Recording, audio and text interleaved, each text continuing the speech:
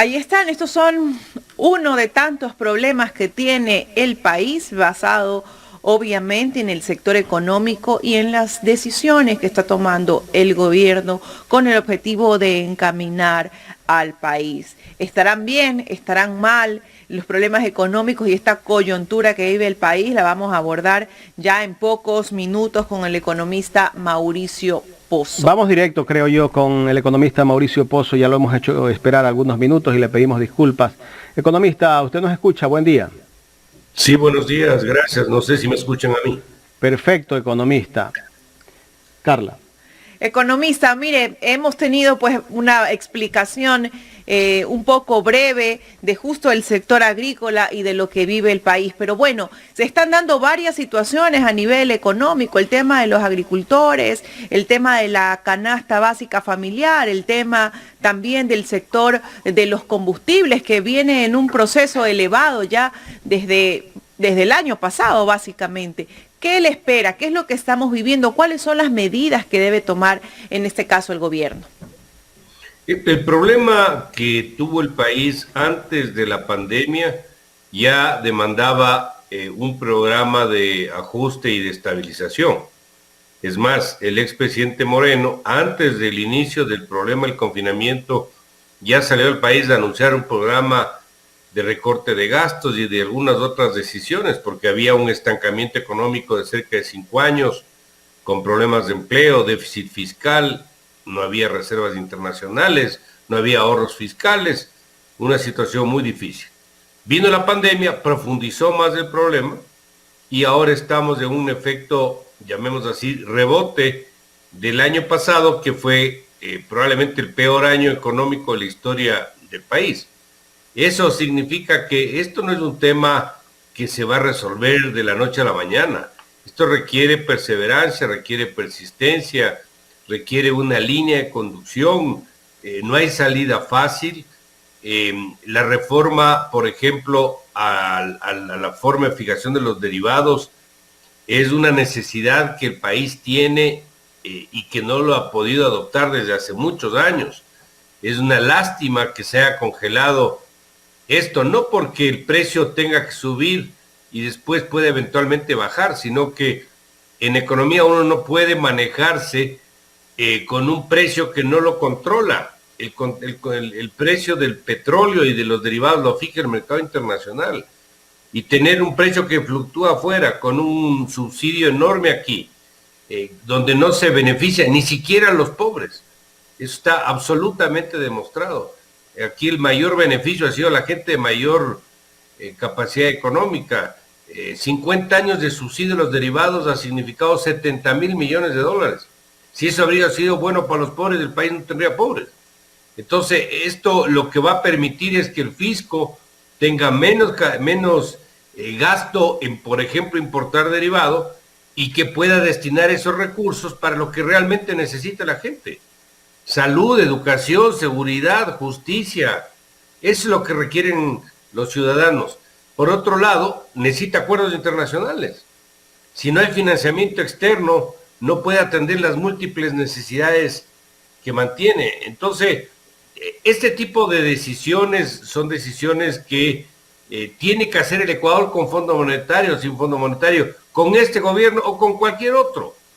Entonces, en eso creería yo que hay que, de alguna manera, apuntar a una sola dirección, que estar claros de que todo esto tiene sus costos, tiene sus secuelas, pero no hay otra manera. Si nosotros no ponemos en orden la casa, esto simplemente no va a funcionar. Economista, pero sabemos que el presidente Lasso ha llegado a acuerdos con el Fondo Monetario Internacional y por eso ha trabajado incluso en esta ley de creación de oportunidades que de una u otra forma busca la reactivación económica.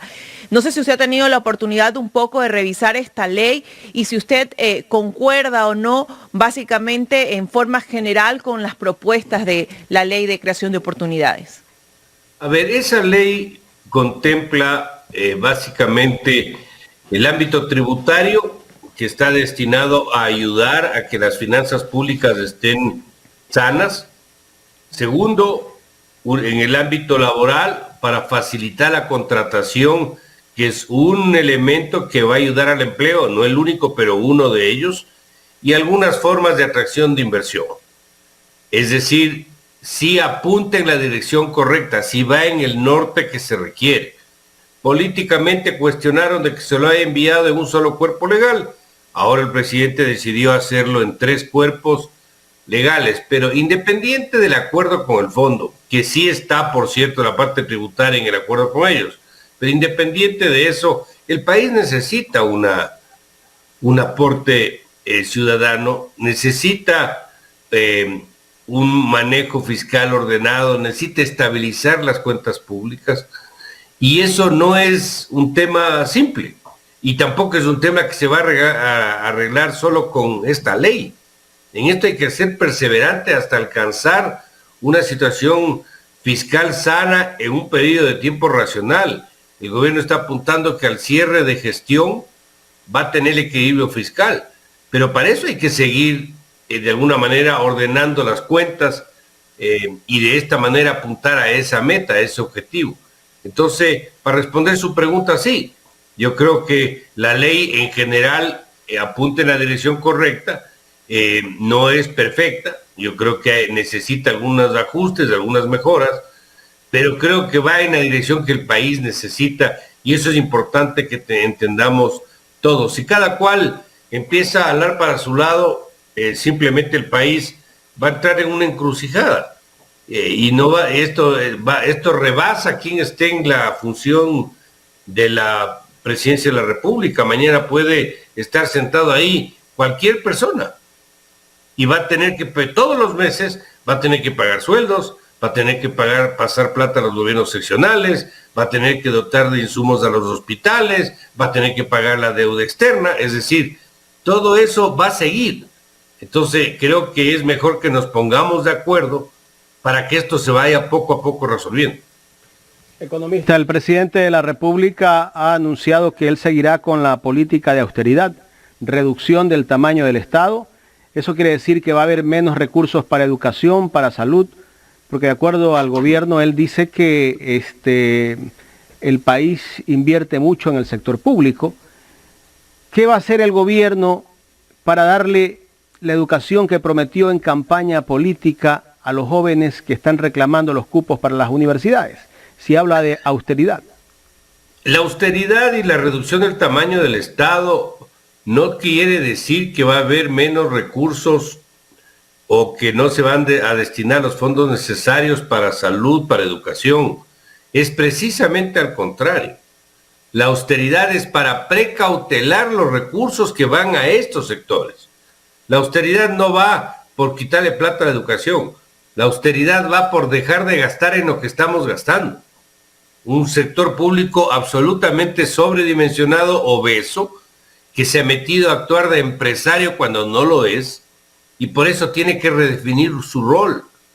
Por eso es que tiene que ver de ese tamaño qué es lo que no es competencia del Estado y qué es obligación del Estado. Lo que usted acaba de citar, esa es una obligación del Estado. La seguridad social es una obligación del Estado. La seguridad ciudadana es una obligación del Estado. La educación de calidad, la salud adecuada para los ciudadanos, esas son obligaciones del Estado. Pero el Estado no tiene por qué estar vendiendo gasolina. El Estado no tiene por qué tener compañías de aviación. Ya se salió de TAME, que era una pérdida de recursos de toda naturaleza. Hay campos de explotación petrolera que sin perder la propiedad del petróleo se pueden concesionar.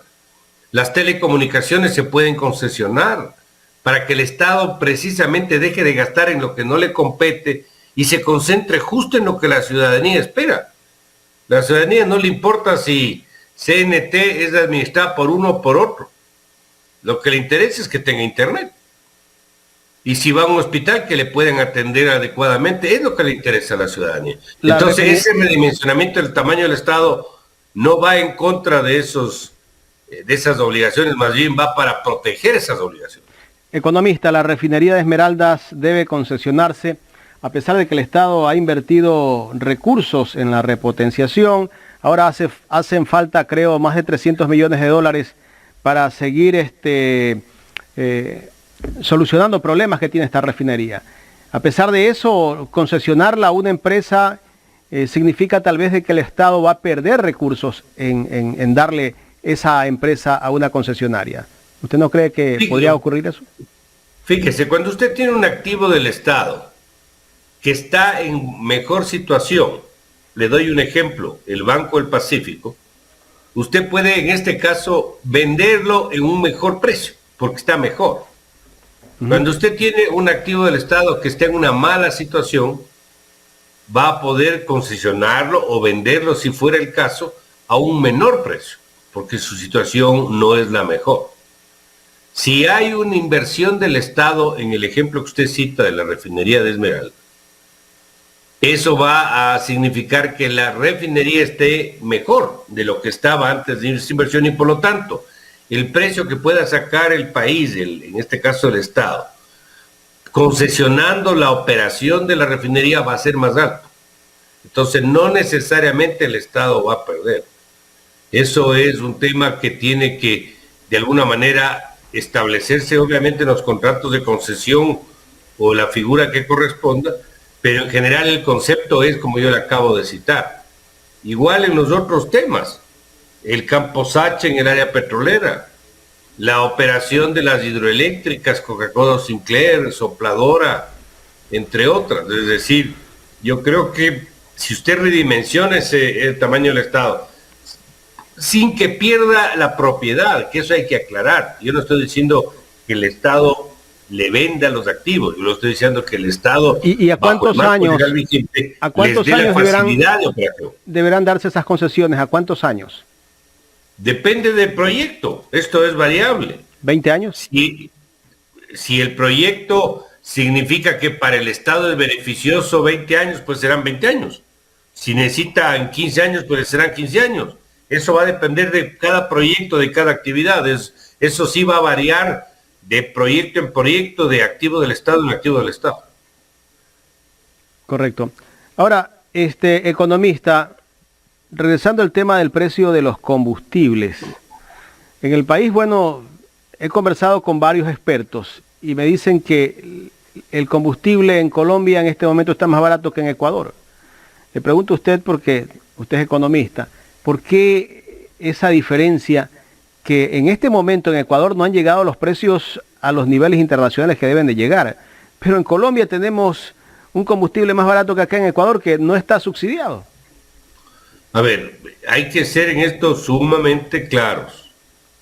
El esquema se inició en mayo del año pasado, del 2020, y le ha ahorrado más de 1.000 millones al presupuesto del Estado, precisamente por ese ajuste gradual que se produjo. El precio de la gasolina súper está libre desde hace mucho tiempo. El precio de la gasolina extra y Ecopaís ya están muy cercanos al precio del mercado internacional. Pero el caso del diésel no es así. En el diésel usted todavía tiene un rezago de probablemente unos 70, 80 centavos por galón para alcanzar el precio internacional.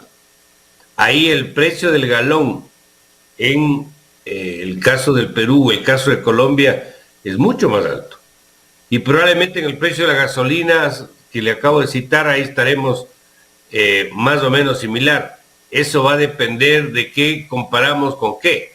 Pero ahí no existe gran discusión. El problema está en que usted no puede tener un mercado donde se abstraiga de lo que pasa en la economía internacional cuando el precio no lo fija uno, como explico, lo fija el mercado externo. Alcanzará el precio del mercado internacional, mañana bajará porque puede bajar, después volverá a subir, como es en todos los países.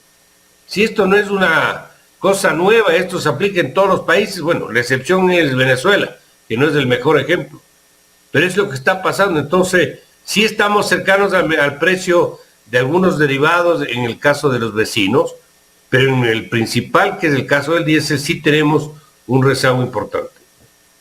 Última pregunta, economista. Bueno, en este momento estamos todavía en medio de una pandemia, la gente no está reactivada al 100%, y seguir dándole más golpes al Estado en este momento que el presidente de la República congeló el precio de los combustibles. En realidad sí lo congeló. Él ha anunciado que lo ha congelado, pero en su anuncio se olvida él que lo ha subido hasta el mes de enero, febrero del próximo año. Eso es lo que está reclamando la gente. El pueblo en este momento no tiene recursos, no hay trabajo.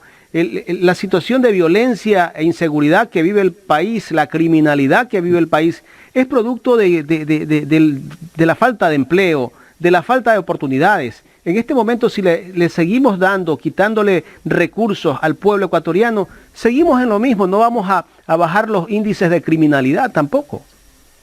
A ver, la economía es un poquito más compleja de lo que parece a simple vista, en el sentido de que el que yo tenga un sistema de fijación de los derivados que corresponda a la realidad no es un elemento que va a generar inseguridad en el país.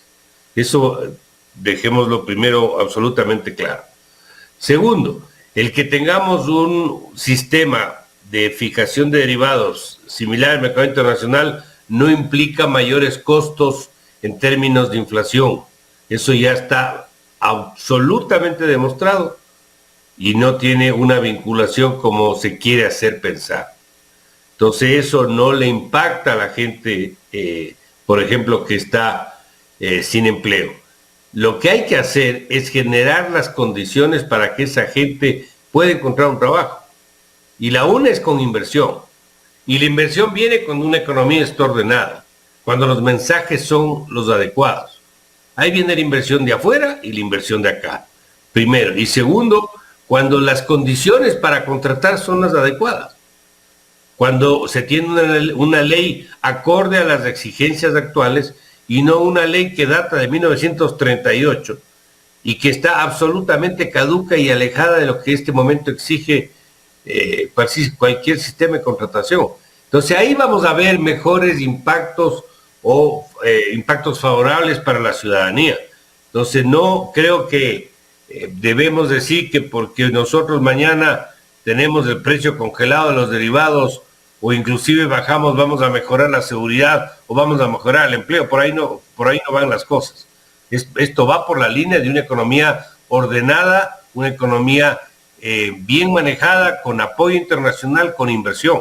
Y para eso hay que pasar ciertas etapas.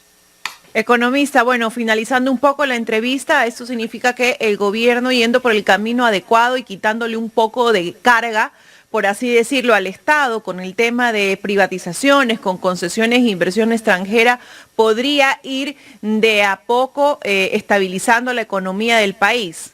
Yo he dado unos lineamientos que me parece que son importantes, pero no quisiera que se crea que porque va a hacer eso ya todo va a funcionar y va a estar de maravilla. No es así.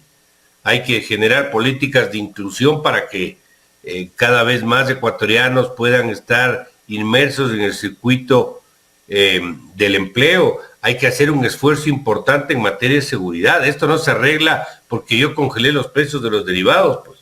Si sabemos que la principal raíz, el principal problema de la seguridad, por ejemplo, a nivel de las cárceles, viene por los carteles del exterior. Eso está más allá del tema de la economía inclusiva y de la propia forma de fijación de un derivado. Eso tiene otros elementos, otro tipo de componentes que hay que corregir. Entonces, un poco lo que le quiero decir es que estos elementos de redimensionar el tamaño del Estado son decisiones que hay que hacer, pero no son las únicas. Hay que hacer muchas otras cosas más. El gobierno tiene que tener un equipo, por ejemplo, de comunicación mucho más activo, que le haga entender a la ciudadanía por qué toma las decisiones que toma. El gobierno tiene que tener un equipo de lobbying, si vale la palabra, o de negociación a nivel de la asamblea para poder avanzar en los proyectos de ley que son necesarios para el país. Yo creo que todo eso va a ayudar a que vayamos caminando. Así que lo que acabamos de conversar del tema del Estado es un tema importante, pero no es el único. Hay que, obviamente, complementar con muchas otras políticas. Muy bien, economista, muchísimas gracias por esa apreciación y sabemos pues que esas directrices o lineamientos que usted ha dado han sido pues comprendidos por la ciudadanía y manifestar a la ciudadanía pues que para solucionar los problemas de crisis económica, social y política que tiene el país, no solo se necesita una arista que sería congelar precios de combustibles o bajarlos, sino un sinnúmero de cosas más. Muchísimas gracias. A ustedes, muy amables, siempre estoy a la orden. Gracias al economista Mauricio Pozo, ex ministro de Finanzas.